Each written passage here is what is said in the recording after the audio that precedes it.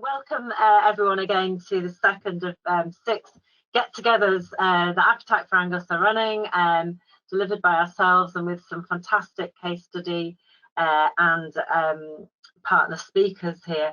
So today I've got 3 slides. That's all I've got for you, is really to sort of, and then I want to really focus mainly on discussion today. I've got 3 slides.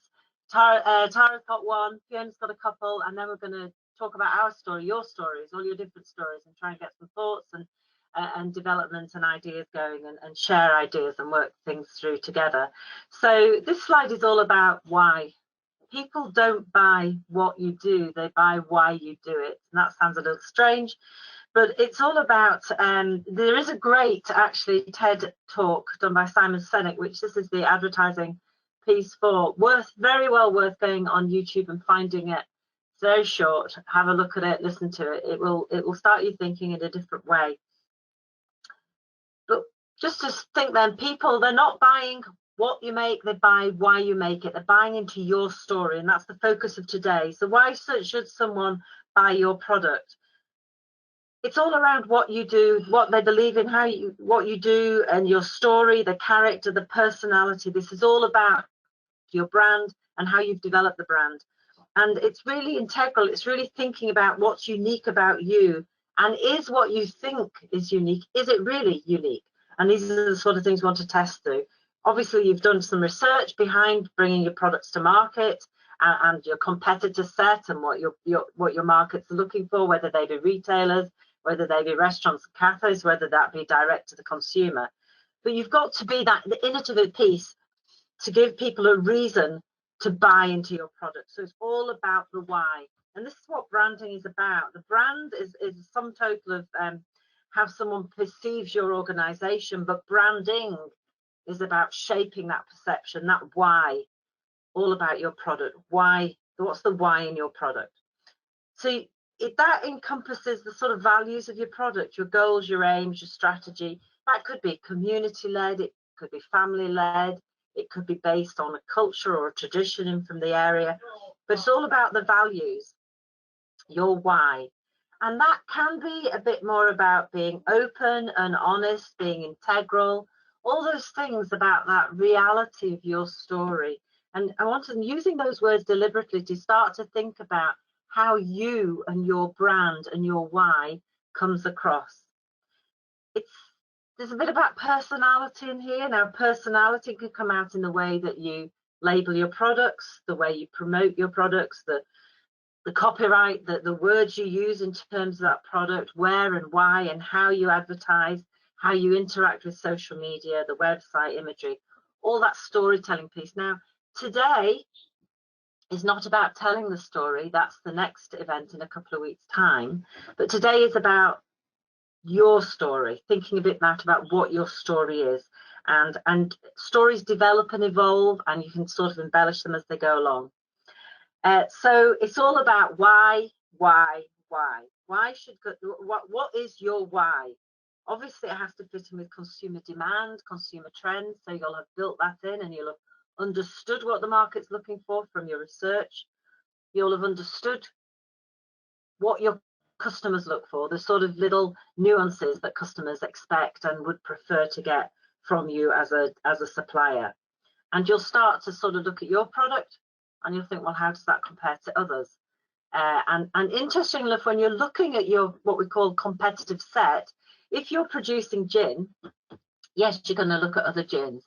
You're also going to look at other spirits, but look at other sectors and other categories within the food and drink sector, or even potentially outside the food and drink sector, to start to look at and think about that customer supplier relationship. Because even in a non-food product area, you can learn things that you can adapt and you can bring to your product.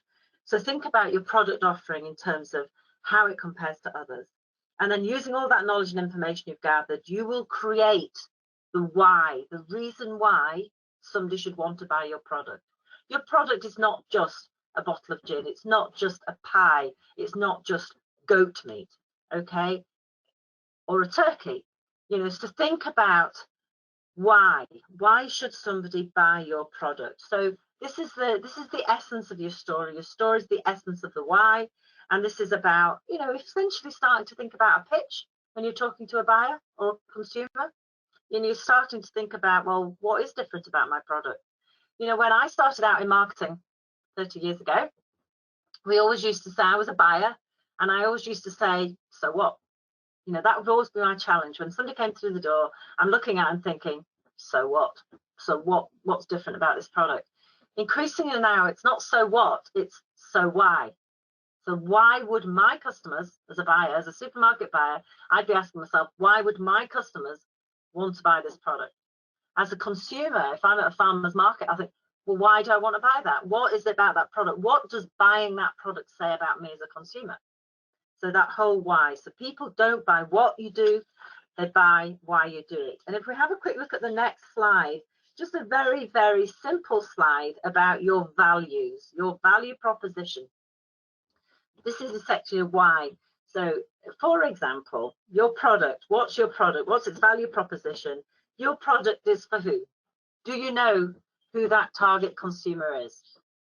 Okay, very important that you have an idea of who you're marketing to. It's very difficult to just put something out there and market to everybody. And you can start with one specific sector and you can grow, but think about who is your target customer. And so you're doing X for this customer, and they need it because what's the story? What's the why? This is why we need to have a good story and a good reason to be producing the fantastic products we produce. And then, so your product is, let's say your product's gin. I'm going to pick on an easy one in many ways. The product's gin, and it does what? What does it do? It's a gin liqueur, and it enables the consumer to, start to think about how you start to verbalize the story and the benefits of this.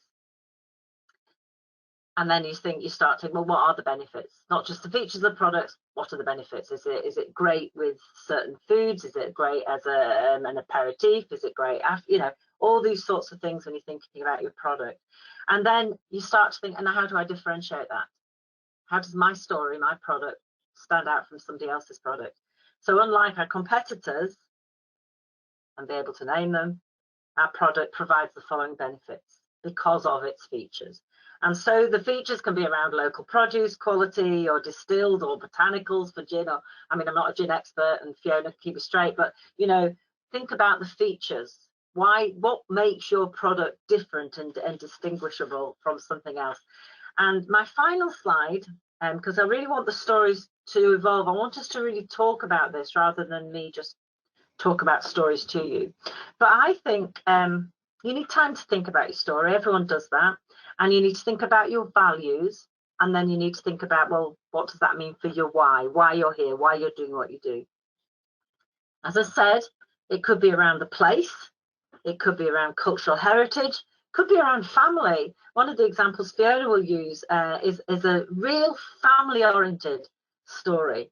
And I won't say any more than that, but it is a fascinating story. Or it could be around an activity. Your product could have come to the market because there's a growth in a certain sporting activity or walking locally, or there's an opportunity for you to do something for a specific part of the market. And that can be part of your story. So always see your story from the consumer or customer's point of view, because you've got to have enough in your story that will act as a hook for the customer and for the consumer. And I've said this many times before, it is important to differentiate between the customer and the consumer.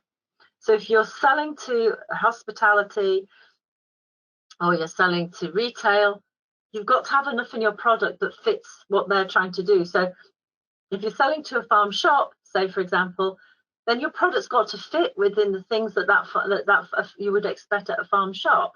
Equally, you've got to have enough that satisfies the consumer, that makes the customer at the farm shop, i.e. the consumer, want to buy it. So things like that, you've got to differentiate around those, but your story you must have things in your story that fit for all of those, the different parties there. And there are kind of 4 key rules. Keep it succinct. You don't want an essay. You want something you can say in an elevator, like an elevator pitch, something you say in a couple of sentences. But most importantly, it's got to be consistent with your brand. It's got to be consistent. Your story has to follow through in what your product looks like, in how you talk about your product and how you communicate your product. And we'll talk about the communication at the next event. And it's got to be credible. Keep it real. Okay. It's got to be truthful, because if it's not, it will out in the end. It's got to be effectively honest. There's nothing wrong with being humble and honest about where you've come from, what it is, because people will buy that, because they'll be buying that. You're part of your personality, it's part of your brand.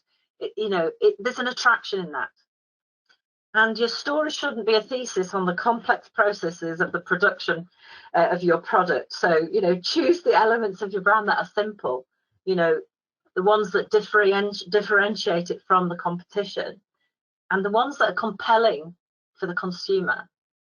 So just think about that for a moment. Many people will come and, as a buyer, I used to get people through the door and they talk about all the technical, this, that, and the other.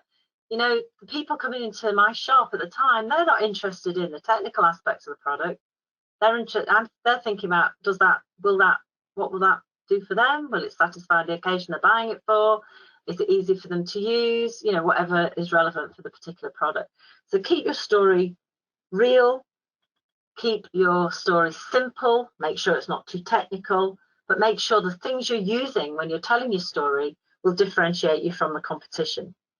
And that's why it's really important to do your homework, to actually understand what your consumer or your customer is looking for, what's important to them, what are they passionate about, what are their cultural beliefs in terms of local or whatever it might link to your product. Why would they choose your product? Why do they choose to buy at a farm shop as opposed to a supermarket? Or why do they choose to shop at a local store or whatever? Think about those things. Why do they do what they do? And then you build your story and that hooks around that. Your story needs to resonate with your consumer and your customer. And everyone's story will be different. But the key principles are really important. Keep it simple, keep it credible, real, have that value, that why at the heart of it, and make sure that it hooks into your customer, or whether that's a consumer or a retailer or a hospitality outlet. Now, I hope that makes sense. I just want to stop there in terms of my presentation. Tara has kindly agreed to share her story, and so I'm going to invite Tara now. And these fantastic photos, Tara, when I was putting these on the slide, I was drooling. So please, Tara. That's So Tara, tell us a bit about your story and why you ended up doing what you did, or what you do. Well, it all happened by accident, if I'm really honest. Just really brief, I know I mentioned before, it all started with quite literally my best friend's wedding. And I didn't know what to get her. She wanted wedding favours done. I said I would do it. Completely forgot about it. 2 days before the wedding, she asked if she could have some, and I'm not going to tell you what I said, but that was the most manic 48 hours of my life, to put 100 wedding favours together that I've never made much before in my life. But I did, and it was a success. So that is where it all began, and that was April 2018. It was all very, very slow and very organic, and how it kind of grew. It was friends who fancied something for a party, or a friend wanted something for a wee buffet for a night out, or, it did start with things like that. So I was maybe a little bit blinkered and a little bit naive going into it all, if I'm really honest. I didn't really look in depth at who was around and who was doing what around me. I just kind of done my thing and got on with it. And it wasn't until I was asked to attend a market that I thought, oh, hold on a minute, this is maybe something I need to look into a bit more. So got on to Angus Council, got registered, done all my food hygiene, and off I kind of went. So I was kind of doing it kind of as part-time initially. So it was just a little baby in its infancy, and it was a little bit of a part-time thing on the side. And then October 2018, it completely took over my life, with Christmas looming back then. And I had to take it all a little bit more seriously. I think for what I was doing at the time, there wasn't a mass in the area of something that was a little bit more refined than something you grab off the shelf and spar when you're at the checkout. No offence to these shops, obviously. But you tend to always think of fudge as quite a traditional older generation, or at least I always did. So for me, it was trying to change the perception that fudge isn't just fudge, it's a little nugget of something that can be quite explosive, and that's my driving force, that you eat something with your eyes before you do anything else. So that was a big driver for me. When it comes to flavouring and things like that, I know you've touched on already that family, I know a lot of us, will be a huge drive, and for me, family's everything. I gave up my career to be a stay-at-home mum, and this gives me the best of both worlds most of the time. It takes over sometimes. However, a lot of the flavours that I offer are actually memories for me. Like Caramac is my granny. I would buy a Caramac bar with my granny on the way to get my mum from work. So it sparks that little bit of something in me. And I like to portray that to my customers, and I think it's kind of received really well. It's like Turkish delight. My memory of my mum as a kid, and it actually haunts me to this day, was Fry's Turkish delight. And as soon as I see it and smell it and taste it, and it just takes me back to that place, to be honest. But I'm kind of going off on a little bit of a tangent here. So for me, the flavour profiling that Fudge and Fancies covers is memories, it's emotion, and it's joy, I like to think, as well. It certainly makes us hyper if we eat enough of it, so that's always a good thing. So reining it in a little bit, for branding for Fudge and Fancies, when we first started out, I didn't have a clue where to start. And it was actually my husband designed everything. So he designed the logo, he designed the flyers, banners, everything. And along the way, I've kind of thought, oh, will we change this a little bit? Will we change it? But it's become quite recognisable, I like to think. And when I speak to people at markets, whether it be fellow stallholders or customers, and they seem to really like it, and I've had a few compliments, and people have asked, oh, who does all your branding? And it's like, my husband done it, you know, a bit of tap off the shoulder and all that. So I'm really proud of that, but it reins into the whole family thing again, and I think a lot of us do this to be at home and to allow us more flexibility and just please ourselves a lot of the time, I think, as well. But yeah, so reining back again, sorry, markets are probably our biggest outlet. I do stock a couple of shops, but I like to keep that quite small and a little bit more niche when it comes to where you can pick things up and how many markets I go to. I like to think of it as something that is still quite special for the consumer, and that I find that people will come and see me, you know, customers from Dundee come to Perth, or, you know, I've got customers from Aberdeen that'll come down to, whether it be Arbroath or Forth, or they'll pick up from a door. I mean, it's quite incredible, the response. But it's keeping it still like it's something still quite special, and it's not something that you can just grab everywhere and anywhere that you go, or at least that's what I like to try and do, and that's certainly how I want to kind of portray it. Markets are definitely my favourite thing to do. I think I love the social side of markets, although I know it's changed just now. It's being able to speak to customers that kind of and get their feedback. A lot of the flavour profiles come from them and what they want to see and what they've asked for. A lot of the time it works amazingly. Sometimes it really doesn't, and that's okay. I'll give it a good try. But it's through the markets, obviously, that you meet the most incredible people, and kind of able to do local collaborations, which I've actually been quite flattered to do a lot of them, to be honest, because I still see Fudge and Fancy as a very, very small little baby, and some of these businesses and people that I've been able to work with have been quite amazing, and the response to my wee Fudge and Fancies, which I always call it, has been quite amazing. And I'm rambling again, so to finish it off, I just think for the Fudge and Fancies story, it's all about the consumer, it's all about the customer, and it's giving them what they want. But from a fudge perspective, it's trying to bring it into current times and to be a little bit more modern, not always the traditional kind of theme, but to bring it in line with what people are kind of wanting, a younger generation.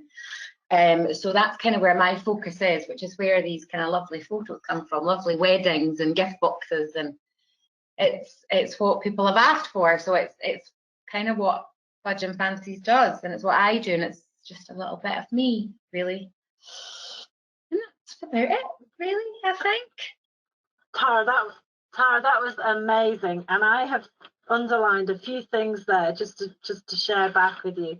You talked there about a happy accident. It's almost like your sliding door moment was that, oh my God, I haven't done the wedding favour. Yeah, which is amazing, and an amazing part of your story, and then that organic growth and that family. But your flavours are memories, you said, and that's a very powerful part of your story, which I think you can build on, and you definitely should use that phrase.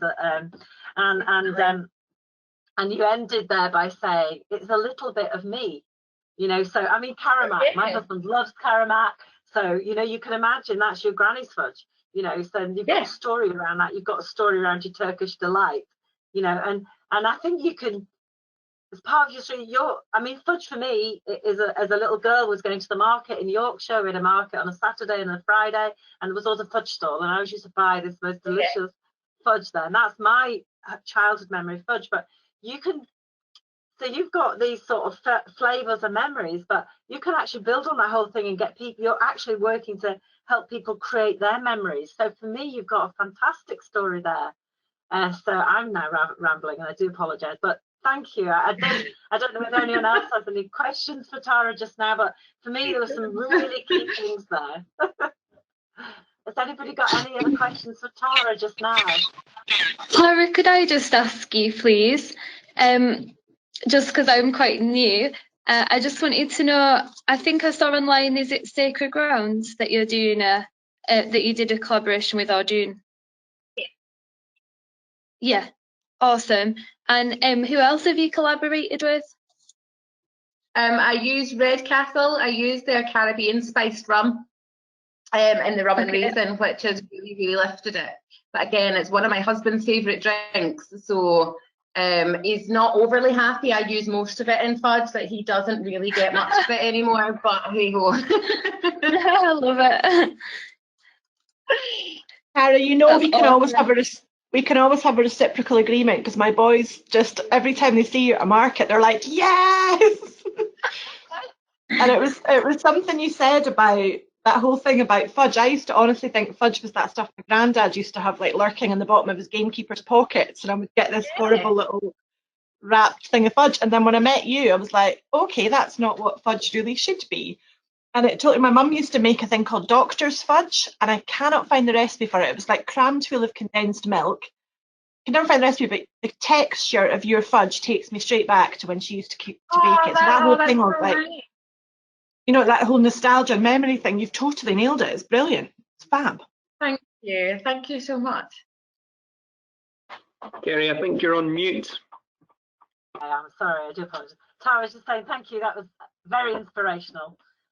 Thank you so much for agreeing. And obviously, I think you'll be a big part of the conversation after we've heard from Fiona, but thank you. I hope everybody found that as inspirational as I did.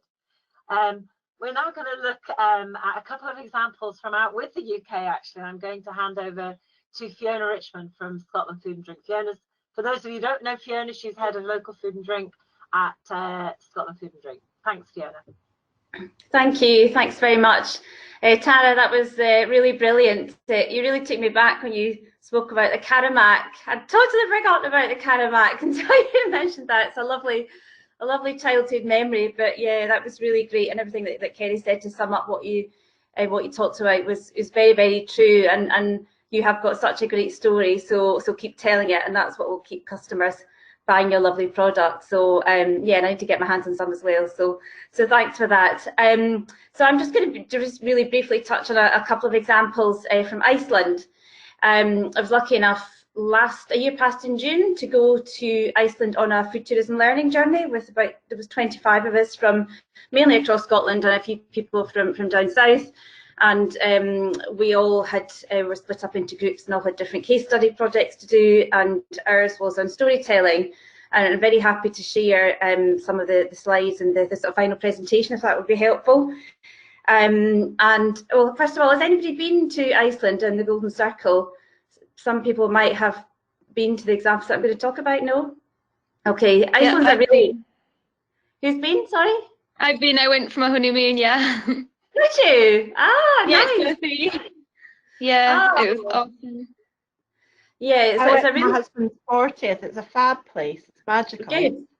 Great. Well, you may have been to these businesses, but Iceland is a really fascinating country to study from certainly a tourism point of view, because they've been through so many crises over the years, and what they've done so successfully is kind of reinvent themselves. And no matter what's been thrown at them, they've managed to pull off some really brilliant campaigns. Their businesses have just got on with doing really good stuff, and that has really reaped benefits. But I'm not quite fully up to speed on what the situation is there now, but obviously it'll be very tough there as it is everywhere else. But a couple of particularly striking examples that have stayed in my mind, and I think are pretty perfect examples of how to use your story to best effect. So this first one here is Friedheimer, and it's a tomato greenhouse project. I had absolutely no idea that they grew tomatoes in Iceland, but you'll all be aware of the incredible, geothermal energy and activity in the island, which creates all these beautiful hot springs and whatnot. So this family business harnesses that geothermal energy to grow tomatoes for consumption around in the country. So this business is on the Golden Circle, which is a really popular tourist route. It has a restaurant and bar. It has an equestrian centre. They do guided tours of the greenhouse. They have a restaurant and a bar. And it was so obvious from the minute we got off the bus that the story sort of instantly was started to be told. With welcome signs in the car park, storyboards in the entrance, beautiful. You can see a little bit there, lovely sort of montage of pictures of the family and their family history, and very, very warm welcome. Everyone in the business, I would say, was adept at telling the story, and I think that's something that the owners have really instilled in making the staff to own the story as well. So they're all very, very much part of it. They have a really strong emphasis on the aesthetic beauty of everything that they have on display. You can see the little plant pots in the middle. That was one of the dessert courses, but everything that you eat there has a tomato theme. So the menu is very simple. It's tomato soup, beautiful homemade bread. The water jugs on the table have got tomatoes in them. It won't surprise you to know that they've got a lovely shop that you pass on the way out, and you can see the label on the products there. And it's such a simple thing to do, but by the time you leave the place, you can't help but want to buy something, because you've really been immersed in the very, very impressive story and how the whole family is involved in this enterprise. And at no point, I would say, did it ever feel sort of forced. It did feel quite natural and genuine, and that can sometimes be hard to pull off, especially as your business grows. You don't want to feel like it's something that's a bit kind of made up, or it's just for tourists. You really genuinely felt that you were part of a family business. And just getting back to the plant pots, it's such a beautiful picture, and there are many, many beautiful pictures that we took.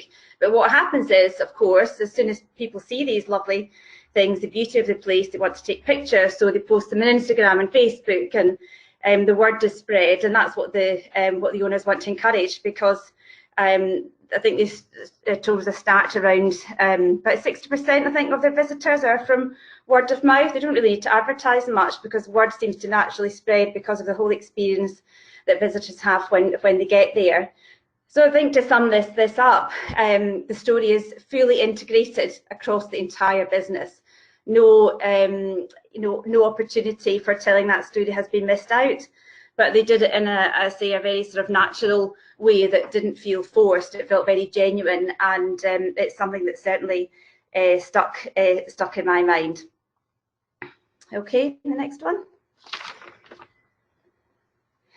Okay, and this is another one, very, very similar. This is a lovely dairy farm, also in the Golden Circle route. This family business has been owned for generations. They're family farmers. And one of the standout experiences here was that the restaurant, they have a hotel and restaurant and shop. They sell their beautiful ice cream, but the restaurant overlooks the cow barn. So you're sitting in the restaurant and you can see the cows, and that's, so you really can't miss the fact that you're in a family farm. You feel really connected to where the produce comes from. We were treated to lovely sort of tastings, guided tastings of skyr, which is a special Icelandic yogurt. They also produce a sort of feta-like cheese. And again, our host, and this was common to all the kind of best storytelling examples that I've come across, the storytelling, who is telling the story, they're very warm and engaging. So this is one of the family members who was showing us the family pictures. Very, very natural style, very warm, really good presentation style. And I think the best examples, as I say, of storytelling anywhere, the key to it is having a really good host, someone who is good at telling the story. And the reviews about this place have been absolutely superb. And word of mouth again has really helped to boost their business. So another fully integrated storytelling experience. These storyboards, again, such a simple thing to do, but if you've got that heritage, then tell people about it, present it. Because you instantly kind of gain an emotional connection to that, and you want to find out more. And and the fact that these stories have been, and businesses have passed through the generations is really, really interesting, and people like to hear these things. So there were many more examples, but we all came away thinking of examples here back in Scotland where we feel, goodness, if such and such a business should do this or they should do that, because lots of tips. So they're the two main things I wanted to talk about. We could talk all day about, particularly over the past few months, it's been interesting to see how some businesses have really kept the engagement up with their customers and maintained that emotional connection with businesses, and that's been really, really important. So I think businesses who've stayed in the customers' minds, who've been quite real about things and what they're experiencing. And that's maybe something we can talk about in the discussion. So thank you. That's me. Thanks, Fiona. That's amazing. Has anyone got any specific questions for Fiona and about either of those two examples? Because they're really fascinating examples. If you get the chance to go, and we're all allowed to travel again, I would definitely recommend it. And we will be able to travel again. Just don't know when. Fiona, the one thing that stands out for me when we discussed this, I think it was Inverness, we talked about the tomato farm before, was the fact that was just so family oriented, that huge big family, and everyone's involved in it. And and is there any way they sort of emphasize, beyond what you've just said, that the family piece there, the involvement, are there any other sort of ways they underline the family in that? Yeah, you're right, it was, and you just couldn't help but warm to that, and the children are involved everyone's involved in the enterprise. I thought the storyboards were particularly good. They were very, very well done, and lovely images of the whole family. But you really felt you were part of just a you were part of that family and Yeah. warming to their story. Okay, thank you, Fiona. Anybody got any questions specifically for Fiona? Okay, so moving on then, this is now the bit where we start to think about your stories, and this is for everyone to get involved, so very much interaction. We want people to start to tell us a bit about what you think your story is about, how you built your business, you know. So does everybody have a story, or are people still at the stage where they're trying to articulate that story, and can we help you?